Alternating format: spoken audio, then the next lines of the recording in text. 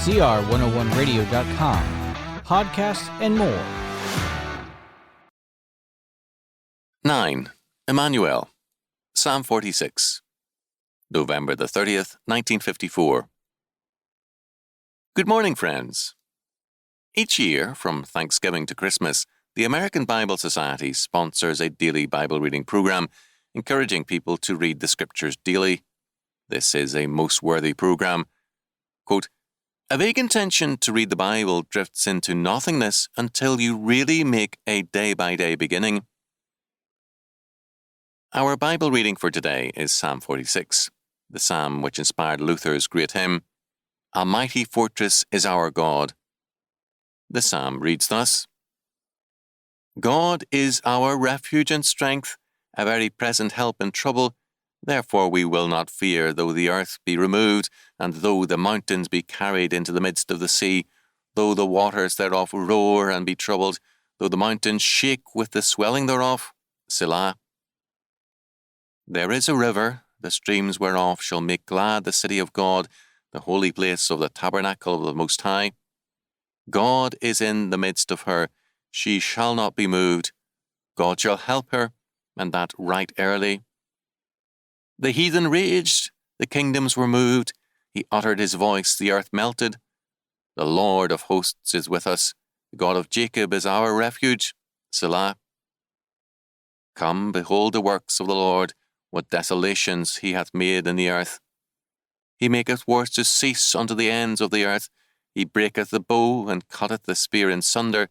He burneth the chariot in the fire. Be still, and know that I am God. I will be exalted among the heathen. I will be exalted in the earth. The Lord of hosts is with us. The God of Jacob is our refuge. Selah. Psalm 46, 1-11. The date and authorship of this psalm is unknown to us, but one thing stands out clearly. The psalm was written in a time of international crises, wars, and tremendous natural disasters. We are told that, quote, "the heathen raged and the kingdoms were moved," end quote. Frightening earthquakes added to these political upheavals to give a total picture of a completely unstable world. The earthquakes were such that some mountains were carried into the midst of the sea, and the seas roared and pounded under the impotence of storm and quake. The other mountains seemed as though they would be carried away either by the floods or the continuing quakes. Not only in the world of man and nations, but the very ground beneath men's feet was unsteady. Men could well wonder if life would go on, or if there would be any surviving such a gigantic combination of disasters. Their mood was perhaps like that of many people today, who feel that each day seems only to move the world deeper into a gigantic horror and make the ground less steady beneath man's feet. But in the midst of all these horrors, we hear the voice of faith sing out in Psalm 46. God is our refuge and strength, a very present help in trouble. Verse 1. Therefore will not we fear, though the earth be removed, though the mountains be carried into the midst of the sea. Verse 2. The refrain of the psalm gives a reason for this confidence. The Lord of hosts is with us. God is with us, is their exultant cry. This refrain gives us, in substance, one of the names of Jesus Christ, the second person of the Trinity. This name is Immanuel, which means God with us. To the prophet Isaiah and a remnant deeply disturbed over the moral decline of the nation, nothing seemed more lonely than their lot. They felt, alone in a sea of evil. To them, God gave not only his promise of the coming of his Son, but a name of that Son which describes the triune God in his relation to his people, Immanuel, God with us. It is this faith which Psalm 46 declares and celebrates. And this same faith is our strength and joy, for our God is not a God afar off, but closer to us than we are to ourselves. We feel alone in the privacy of our heart's ache, desire, and hope, but God sees more of us than we see of ourselves, and He loves us in spite of all our sin and shortcomings.